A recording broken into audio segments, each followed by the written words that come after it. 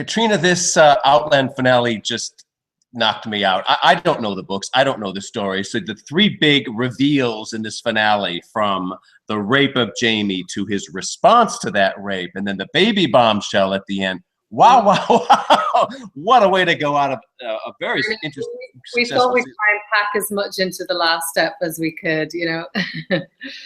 Well, talk about shooting that whole episode. That had to be extraordinary. Yeah. I mean, we shot 15 and 16 together, so it was, it was very heavy stuff. But I think, as actors, we all kind of relished the challenges. But it was funny. It was, Tobias and Sam had about, a week's rehearsal with a lot of their more intense stuff, and as that was going on, I was sort of shooting the end of eps 13 and 14, and I was living in the traveling circus land, I think, and they were sort of concentrating on that. So I think they had a little bit of time to sort of get ready to get in that mindset.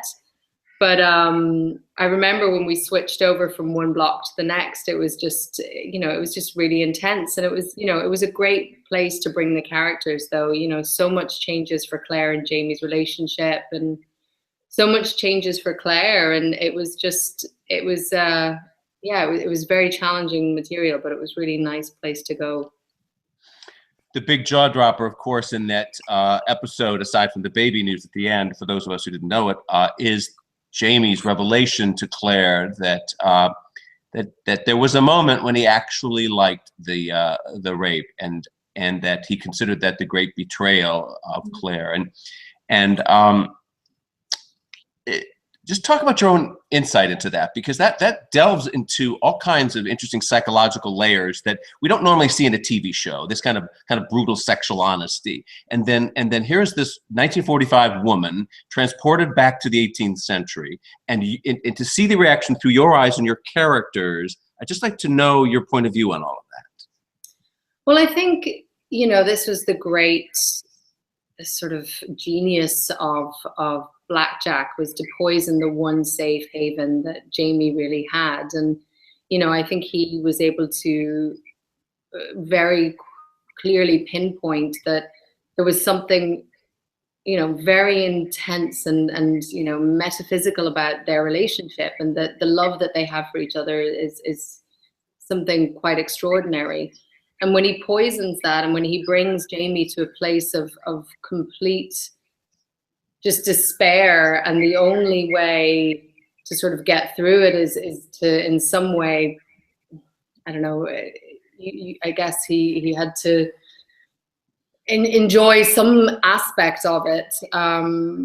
But, I think for Claire, it just breaks her heart. And I think, to play that is to see someone that you love, and to see them be so utterly destroyed, and whatever about the abuse that he suffered, it's also, how he feels about himself, and how he's unable to forgive himself, and that is just the worst thing that she could ever see in him.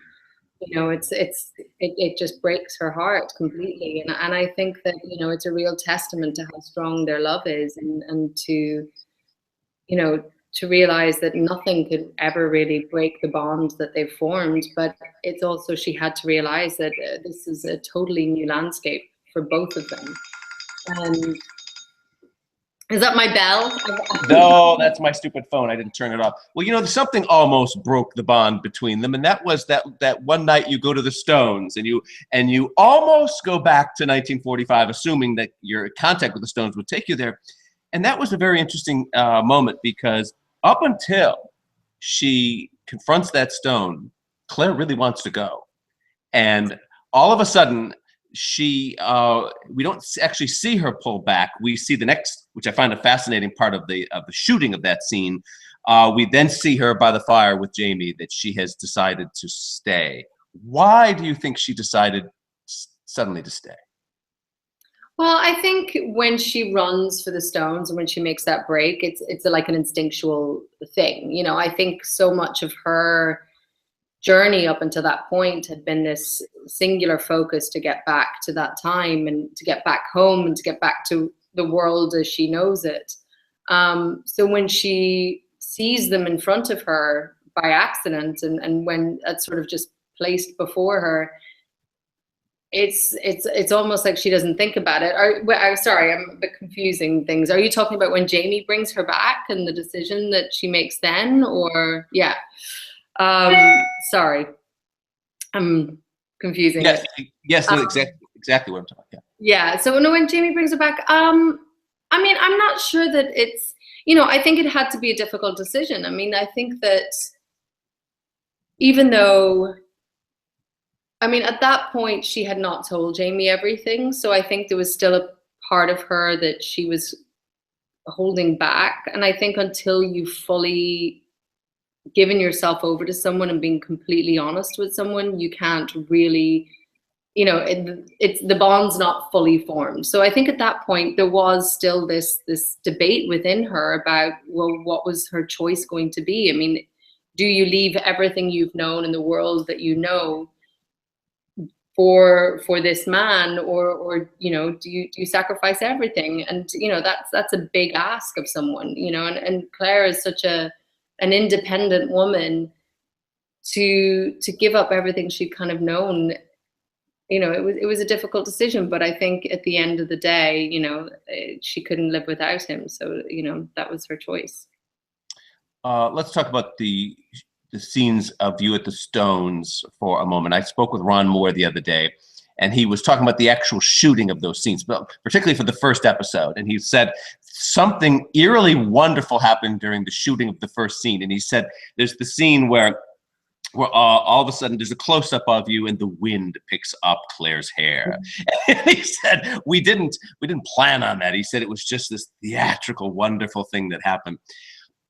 I would love to know your picks for the year for scenes that were just up that you didn't know were gonna. For example, he also mentioned the wedding ring scene when it just twirls and twirls along the floor and suddenly stops in that perfect place and doesn't fall between the cracks. He said that wasn't planned. That was just in the moment, and it's just of all the ways it could land, it landed that way.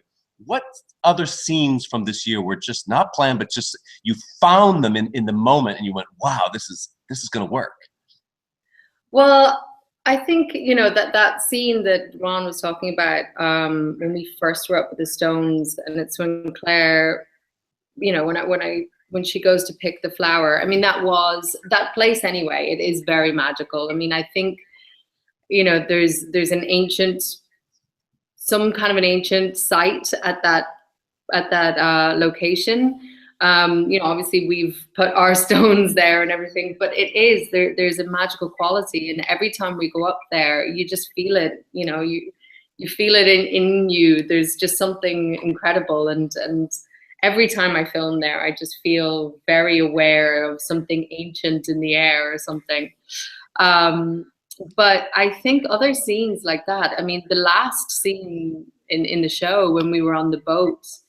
I mean, that was one of those days where there was a lot of things going on. There's always these moving parts. But when they started doing the helicopter shots, I mean, it was just like the wind was going in the perfect direction, and Sam and I were sort of on this boat and the helicopter's flying off, and you just feel, I don't know, it just feels very majestic. And it's such a pleasure to be in scenes like that, because you just feel that you're part of something really huge and great, and yeah, it just feels very special.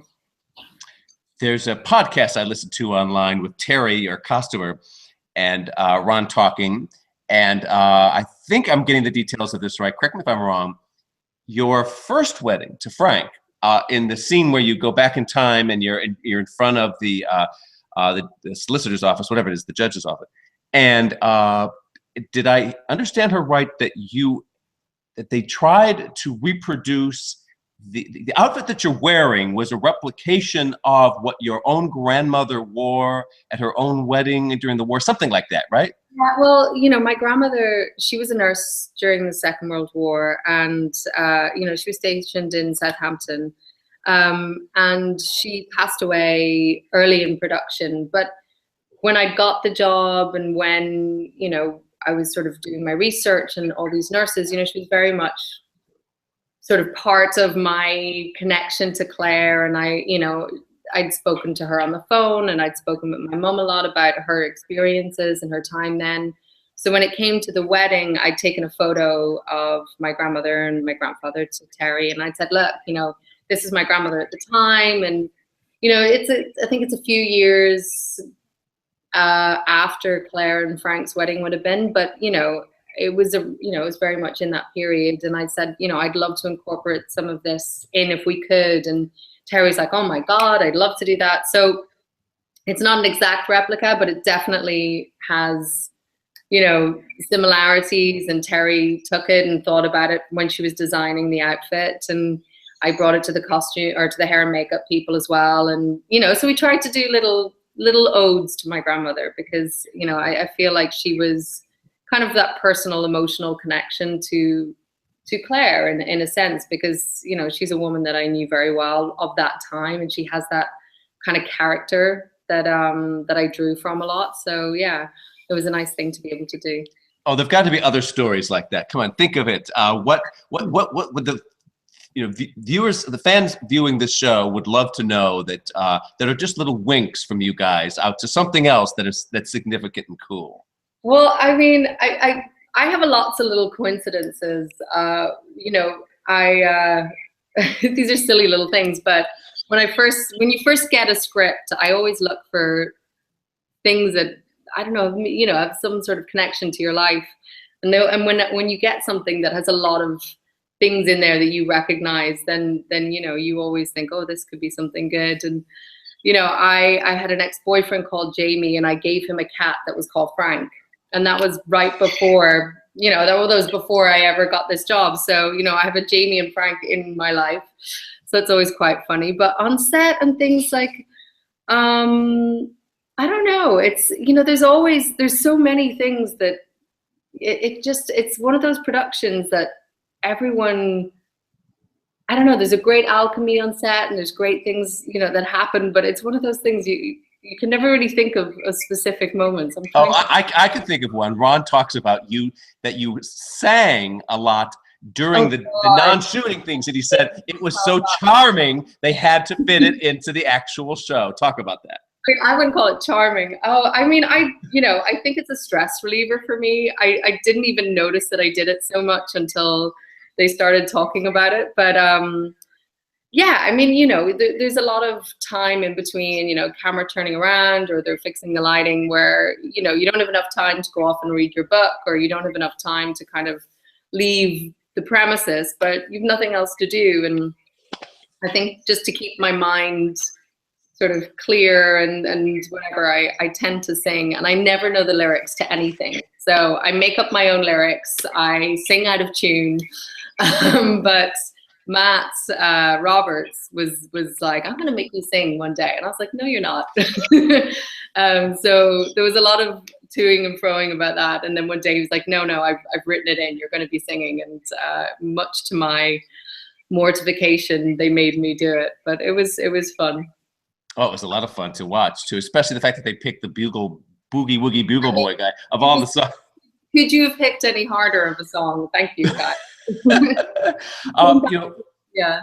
Ron told me the story too about how he hired you, and how you had just sent in an audition tape that he said they had looked through, you know, all kinds of Claire's previous to that, and then all of a sudden you had just sent in this thing blind. The audition, the casting directors looked at it and said, "Wow, something wonderful is here." And then they showed it to Ron and the other producers. And then in the home stretch, right before, he said, we were very close to shooting.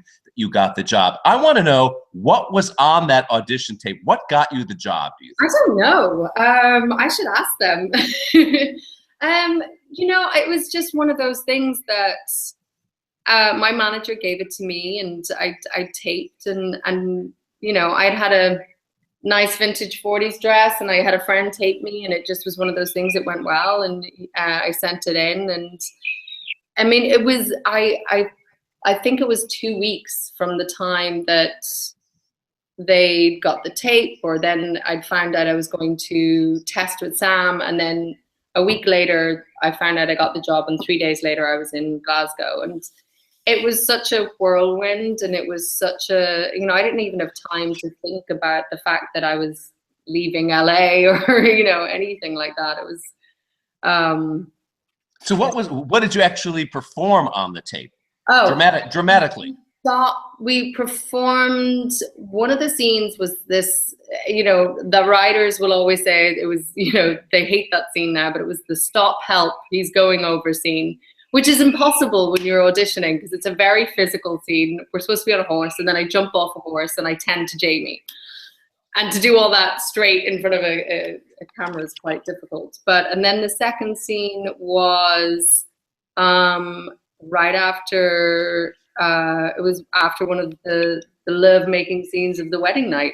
And it was their little pillow talk, I guess, scene. So yeah, those are the two scenes. Well, let's talk about that wedding night. That was really interesting in two respects. First is it just takes the whole chauvinistic male assumption of sexual relations and turns it around. Here is Claire is the sexually experienced person and Jaime's the virgin. I just think that is hilarious. That's so shocking for TV, though. It's well, it's the genius of the show too, the sense of female empowerment. And I discovered the show this way. I'd heard a lot about it and I was interested about it, but I didn't have time to watch it. And then a couple times we ran some articles at Gold Derby, and anytime Outlander was even mentioned, didn't even have to be in the headline. It could be in the actual text of the piece. Traffic exploded. I mean, it was just unbelievable. And we kept thinking, and I developed such a curiosity about the show. I said, I really have to spend time. Or no, I had watched 1 or 2 episodes. That's what it was. So then I said, I got to back up and watch this thing from the beginning. And I binge watched it finally one weekend, and I was totally sold and swept up into it. And I mean, inside me is the little old lady screaming to get out, and I just bought the whole thing and went for the ride and thought, well, I get it now. I understand why it has this fanatical following. And I think one of the things is, let me quote the follow-up to that wedding night scene and get your thoughts on the taping of this. I think the greatest moment in the whole season 1 is the morning after. She flings the dress and the wedding ring rolls out, and then she picks it up and she holds out her 2 palms, and those 2 rings are there, and she holds them up to heaven as if to ask God, what do I do now? And it's wordless, and it says everything, and it's so theatrical and so powerful that it's great theater, don't you think?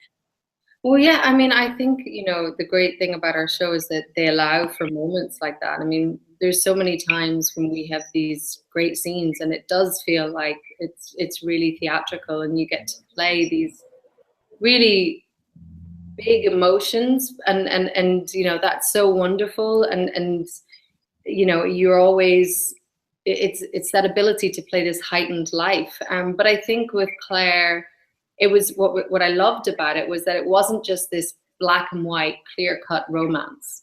You know, that the minute that she finds this dashing young man, then it's done. And it's never that simple. And I think for Claire, there will always be this pull between these 2 men that loves in very different ways, but still nonetheless loves, you know.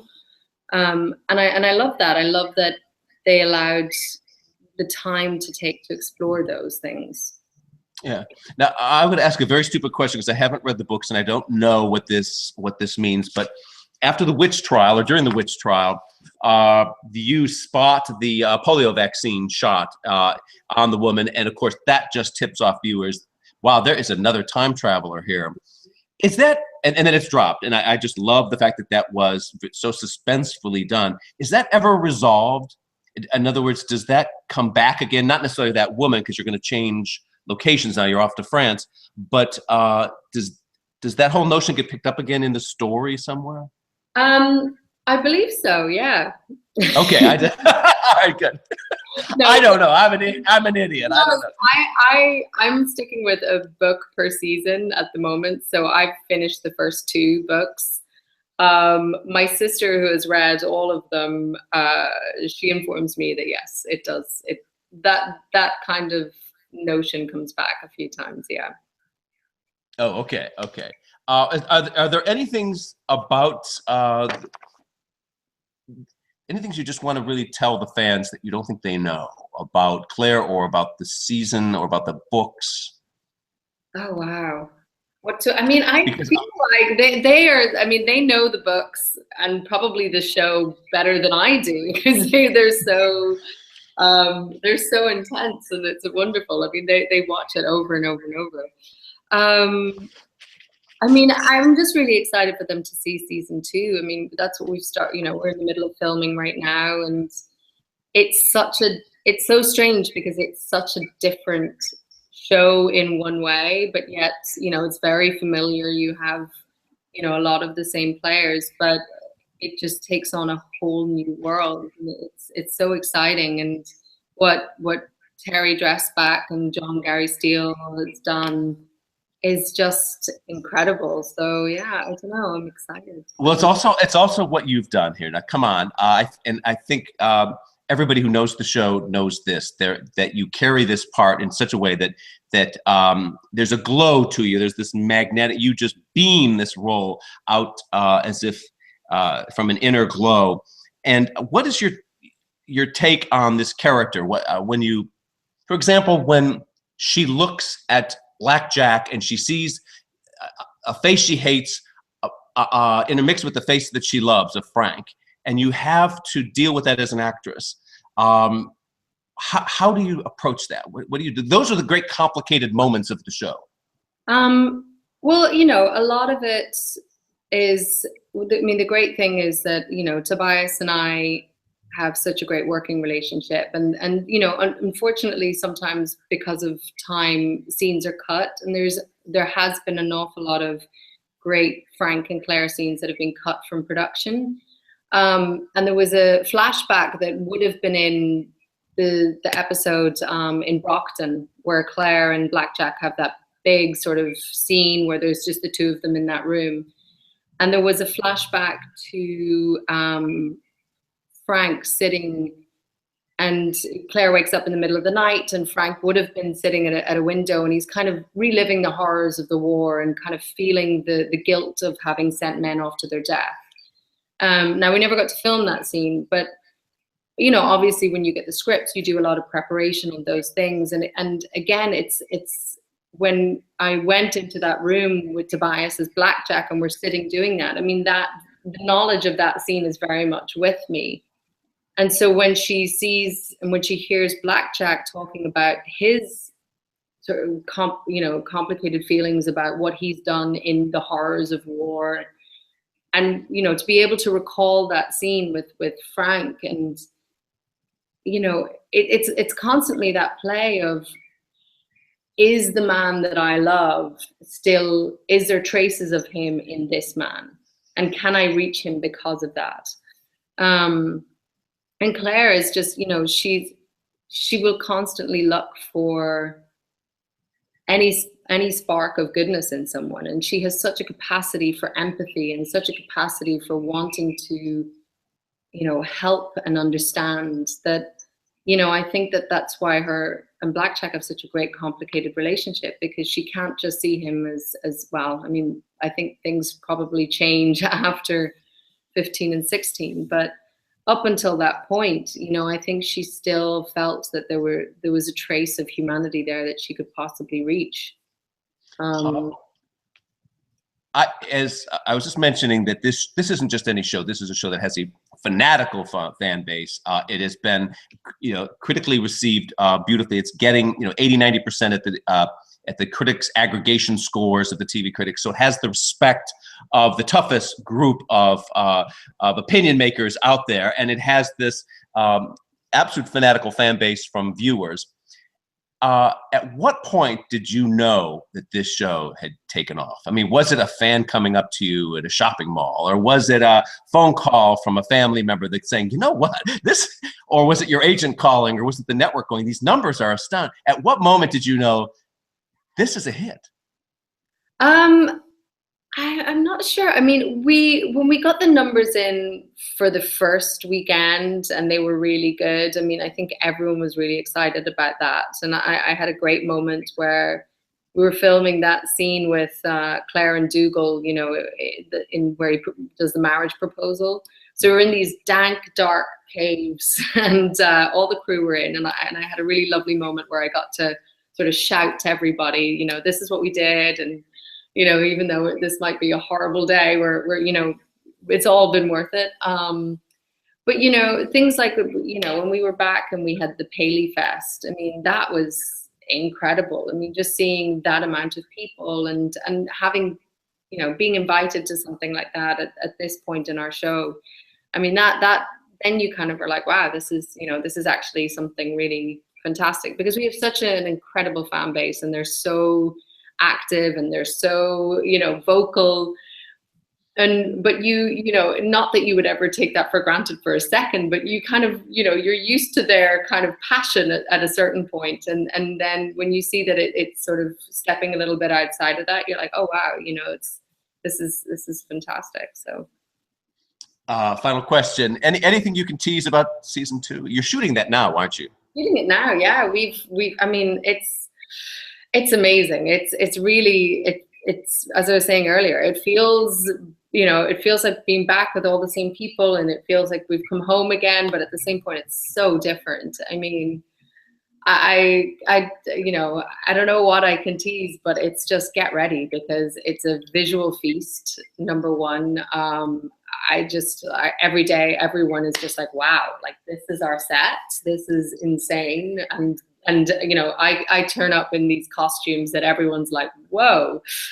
But also, you know, I think what I'm most excited about is it's a very complicated journey that Claire and Jaime are on now. You know, what happened at the end of season 1, it really, the repercussions of that, and you know, they go deep, and it's a difficult journey for both of them to get past that, and to kind of find a new normal, I guess, in a sense. And you know, that, and I love that the writers have kind of really stayed with that story and let it continue, and we see the two of them figuring out a way to heal properly. Well, I can't wait. I'm an actual fan, and there aren't many shows I can say that about. So congratulations, Caitriona. Thank you so much. It's been so lovely to talk to you. Same here. Bye-bye. Bye.